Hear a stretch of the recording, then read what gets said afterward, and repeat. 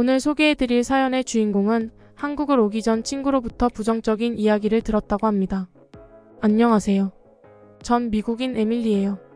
우리는 일상생활에서 다양한 경험을 합니다. 이러한 경험들은 우리가 세상을 이해하고 배우는 데 도움을 주지만 동시에 우리에게 고정관념을 만들기도 하는데요.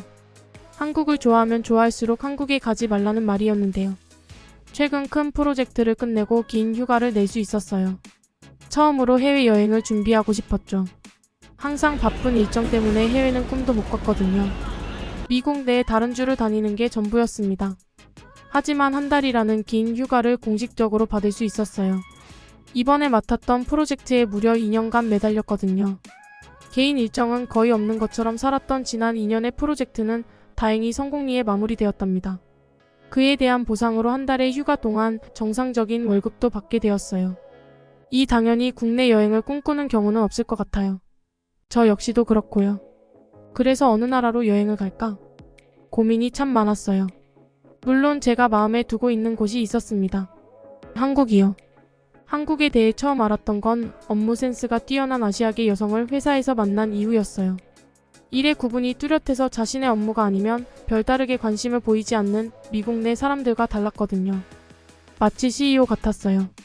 같은 부서 내의 모든 업무를 다 알고 있는 것처럼 보였으니까요. 혹시 다른 사람들이 일정을 맞추지 못할 수 있는 부분들은 언제든 생길 수 있잖아요. 여러 사람이 함께하는 일이고 기계가 아닌 사람이 하니까요. 하지만 그녀와 함께라면 그런 일은 전혀 일어나지 않았답니다. 기분 나쁘지 않게 일정을 체크하고 물어보고 때론 도와주며 함께했거든요. 가끔은 그녀의 수고가 더 많았던 프로젝트도 기꺼이 팀 내 전원의 노력으로 겸손하게 표현했어요. 팀원들은 그녀를 좋아했고 그녀의 이름이 한나여서 아시아계 미국인이라 생각했거든요. 영어도 원어민 수준으로 잘했으니까요. 하지만 치열한 노력 끝에 이 자리까지 오른 순수 한국인이라는 사실에 놀라웠어요. 한국 사람들은 일 처리도 빠르고 겸손했으며 재치 있는 말솜씨로 함께 일하는 시간이 늘 즐거웠기 때문이죠. 한나에 대한 호감은 결국 한국이라는 나라에 대한 관심으로 옮겨갔어요. 그녀가 재미있게 봤다는 드라마를 추천받으면서 한국 문화를 알게 되었고 결국 한국이라는 나라 자체를 좋아하게 된 거죠. 하지만 한국에 직접 가본 적은 없었어요. 그래서 걱정이 되는 부분도 있었어요. 그래서 친구 리사에게 조언을 받고 싶었죠. 리사가 최근 다녀온 곳이 한국과 가까운 일본이라 묻고 싶은 부분도 있었답니다. 그래서 리사를 만나 한 달 정도 여행을 간다면 어떤 걸 준비하고 무엇을 알아보는지에 대한 방법을 묻고 싶었어요. 처음 떠나는 해외여행이지만 한 번도 일주일 이상 여행을 떠난 적 없었거든요. 준비할 것도 많고 알아볼 것도 많을 것 같았어요. 그래서 리사 얼굴도 볼 겸 일본 여행은 어땠는지 물을 겸 겸사겸사 만나기로 한 거죠. 오랜만에 만났지만 어제 만난 것 같이 편한 사람이 바로 리사였어요. 분명 물어볼 이야기와 들을 이야기가 있어 만났는데 근황에 대한 이야기를 하다 보니 어느새 2시간이나 훌쩍 지났더라고요. 아차 싶은 마음에 일본 여행에 대해 물었어요. 그리고 한 달간 휴가를 받아 한국 여행을 계획 중이라 덧붙이면서 준비할 것들을 알려주면 참고하겠다고 말했죠. 한국이라는 소리를 들은 리사는 눈을 크게 떴어요. 그리고 미간을 찌푸렸죠. 할 이야기가 정말 많아 보였는데 어디서부터 어떤 이야기를 꺼내는 게 좋을지 고민하는 눈치였어요. 리사가 본인도 모르게 왜 하필 아시아야 라고 중얼거렸기 때문이죠. 좋은 뉘앙스가 아니라는 건 아마 유치원생도 알아챘을 것 같아요. 그 정도로 리아는 심각한 표정으로 침묵했습니다. 전 궁금했죠. 일본을 다녀왔는데 왜 한국 여행에 대해 인상을 쓰는 걸까 하고 말이에요.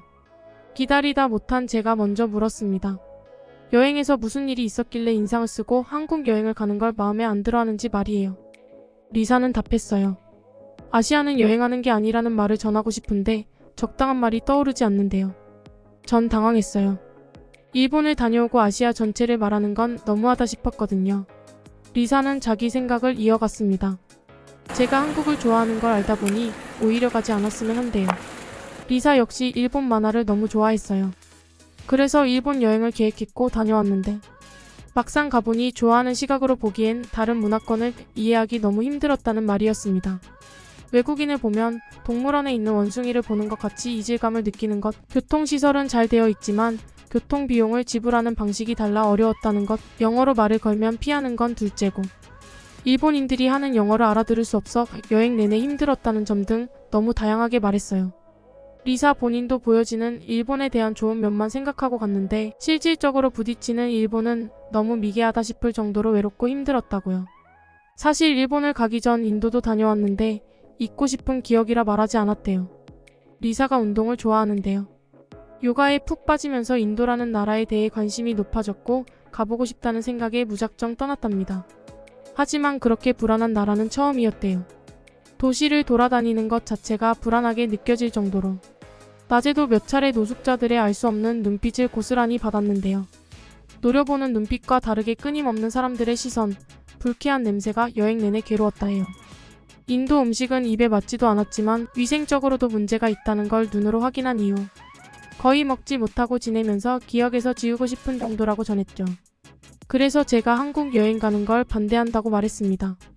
아시아라는 나라에 딱 2군데를 다녀왔지만 둘 다 다시 가고 싶지 않다고 말했죠. 여행 전 환상을 가진 나라일수록 그 나라의 사실적인 면을 접하면 실망감이 더 커지고 오히려 싫어진다고요. 좋은 느낌으로 간직하는 건 멀리서 보고 그리워할 때라며 처음 가는 해외여행이면 한국 말고 편하게 유럽 쪽을 가라고 권해줬어요. 조언을 받고 싶어 리사와 만났던 그날은 리사가 일본과 인도 여행을 하며 느꼈던 악감정들을 쏟아내는 시간으로 마무리되었답니다. 리사와 헤어져 집에 와 곰곰이 생각했어요. 정말 실제로 한국 사람들이 사는 한국을 보고 실망하면 어쩌지? 여행은 한 달인데 그 안에 돌아오고 싶어지면 그땐 어쩌지? 하지만 한번 마음이 가는 걸 멈추는 건 어려웠어요. 마치 사랑에 빠진 것처럼요. 가도 후회하고 안 가도 후회할 거라면 일단 가보고 후회하자는 쪽으로 마음이 기울었습니다. 언젠가 한 번은 꼭 가봐야 할 것 같았기 때문이죠. 그래서 리사에게 별다른 말을 하지 않은 채 한국행 여행을 준비했어요.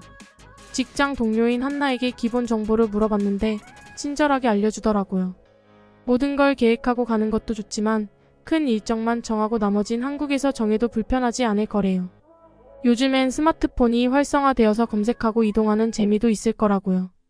이해할 수 없었지만 한국인인 한나가 그렇게 말한다면 그렇게 하는 게 좋다는 생각이 들었습니다. 그래서 일주일 정도 서울 일정을 잡았어요. 그리고 천천히 머물며 생각하자는 마음을 굳히고 한국행 비행기에 몸을 실었습니다. 한국 공항에 도착하고 서울로 향하는 제 발걸음은 정말 가벼웠어요. 리사에게 들었던 일본 대중교통의 불편함을 전혀 느낄 수 없었기 때문이죠. 한나가 한국 대중교통은 교통카드 하나만 있으면 편하니까 우선 한국에 도착해 편의점에 가랬어요. 교통카드를 구매하고 충전을 하면 버스나 지하철 심지어 택시도 이용할 수 있다고요. 정말 그랬습니다. 인천공항에서 서울 광화문에 있는 호텔까지 지하철을 타고 이동했는데요. 군은 중간에 환승을 했는데 추가적인 절차 없이 갈아탈 수 있었어요. 리사에게 일본은 갈아탈 때 비용을 별도로 지불해야 해서 표를 새로 끊어야 한댔거든요. 근데 한국은 전혀 아니었습니다. 심지어 지하철을 타다 버스를 타더라도 마찬가지였어요. 그때 뭐라고 기계에서 말을 하는데 그 말이 환승했다는 소리라는 건 나중에 한나에게 들어서 알게 되었고요. 탑승할 때마다 요금을 지불하는 방식이 아닌 내가 출발한 장소에서 멀리 가는 만큼 지불하는 거리제 방식이 신선했어요. 한국 사람들은 한나처럼 합리적이라는 생각이 들더라고요. 광화문에 내려 호텔을 찾는데 제가 살펴보고 온 길과 달랐어요. 아무리 찾아도 보이지 않았죠. 당황해서 핸드폰을 켰는데 와이파이가 잡혔어요. 건물 안에 들어간 것도 아니고 카페도 아니었거든요. 나중에 알았는데 한국은 공공기관 근처나 버스나 지하철 등 와이파이를 제공하는 곳들이 많다고 전했어요. 그래서 한나가 한국에 도착해 여행 일정을 짜는 것도 괜찮다는 말을 했구나 싶었죠.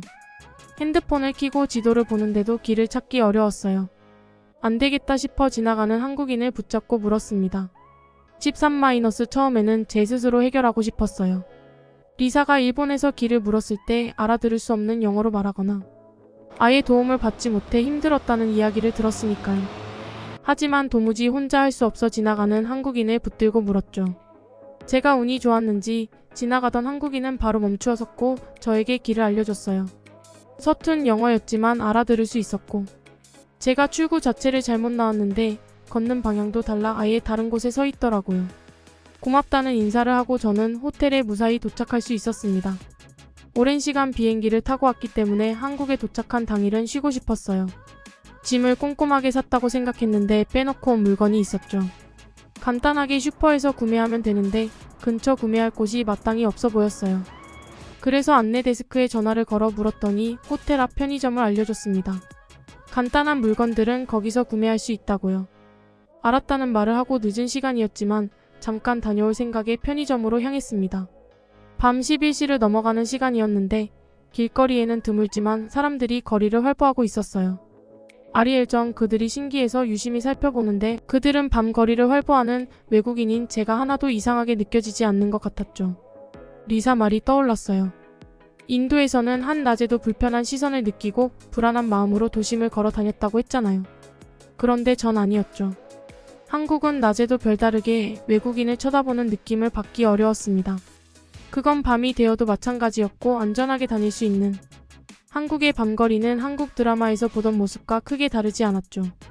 단지 미국에서 한국행 비행기에 탑승해 12시간 정도 비행을 하고 한국에 왔을 뿐이었어요.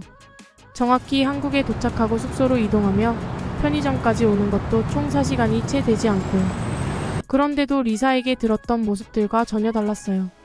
좋아하고 기대하면 실망이 더 크다는데 전혀 그런 걸 느낄 수 없었죠. 오히려 리사가 기대하고 갔던 일본과 인도에서 실망하고 온 걸 너무 잘 알아서 한국은 다르다는 걸 보여주고 싶을 정도였어요. 단 4시간 있었는데도 제가 직장 생활을 하며 한나에게 느꼈던 감정이나 한국 드라마를 보며 좋게 느껴졌던 한국 문화와 크게 다르지 않았거든요. 그래서 기대감이 들었답니다. 동경하던 한국에 직접 왔으니 한국에서 실제로 한국 사람들과 함께 숨쉬고 길거리를 거닐며 느낄 수 있으니까요. 그리고 한국인이던 한나의 말이 맞다는 걸 알게 되었답니다. 한국의 서울은 화려하고 볼거리도 많았지만 한 달을 머물면서 서울만 구경하기엔 아쉬웠어요.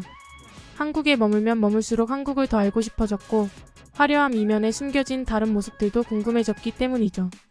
그래서 일주일씩 한국의 곳곳을 돌아다니겠다는 계획을 짰습니다. 계획을 짜고 실천에 옮기는 게 전혀 어렵지 않았어요. 지하철을 타고 기차로 갈아타는 역을 쉽게 찾을 수 있었거든요. 기차도 일반 기차와 KTX라고 엄청 빠른 기차로 나뉘었어요.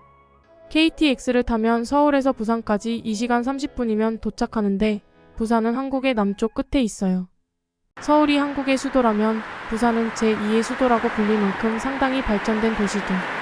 서울처럼 반짝이는 불빛과 높은 빌딩이 즐비한데 바다를 바로 볼 수 있는 곳이라 상당히 매력 있었어요. 신선한 해산물도 마음껏 먹을 수 있었죠. 그리고 부산은 국제영화제도 하는 곳이었어요. 모르고 갔는데 재밌는 구경도 할 수 있어서 여행 기간을 잘 선택했다는 자부심도 있었답니다. 그리고 갔던 곳이 제주도였는데요. 한국의 주요 관광지 하면 빼놓을 수 없는 곳이더라고요. 부산에서 제주도로 가는 비행기를 탑승하면 갈 수 있었거든요. 제가 계획한 동선은 서울, 부산, 제주도를 여행하고 다시 서울에 돌아와 인천으로 가는 거였어요. 한국은 대중교통과 공항이 상당히 잘 되어 있더라고요. 제주도는 서울이나 부산처럼 지하철이 있는 게 아니었어요. 그 대신 렌트카 서비스가 상당히 잘 되어 있었는데요. 잘 모르는 길을 운전하는 건 어려울 것 같아 택시를 주로 이용했습니다. 택시를 이용하는 건 어렵지 않았어요. 어플이 잘 되어 있었거든요. 어플을 이용해 택시를 부르면 목적지까지 이미 입력해 두어서 빠르고 편리하게 도착할 수 있었어요. 음식도 맛났고요. 한국에 도착해 모든 일정을 새로 짜도 될 정도로 시스템을 상당히 잘 갖췄다고 생각해요. 리사가 걱정했던 일들은 단 하나도 일어나지 않았죠. 오히려 리사에게 보여주고 싶을 정도였어요. 리사는 운이 나쁘게 그런 나라를 갔을 뿐이라고 말하고 싶었죠. 한국의 좋은 모습들은 오히려 드라마에서 다 보여주지 못하는 것 같았어요. 편리한 대중교통, 어디서나 이용할 수 있는 무료 와이파이, 맛있는 음식, 친절한 한국 사람 등. 리사에게 한국 여행이 너무 좋았다는 말을 전하려면 몇 날 며칠을 밤을 새도 모자랄 것 같답니다. 안 되겠어요.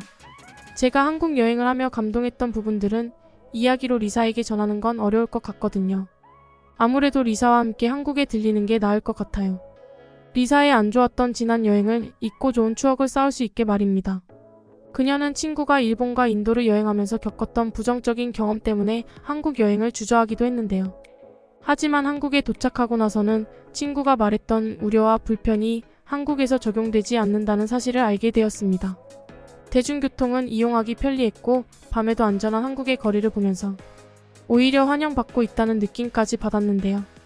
직접 여행하면 실망할 거라던 친구의 말이 무색해지게도 한국의 긍정적인 면에 대한 진실을 확인하는 결과가 되었네요.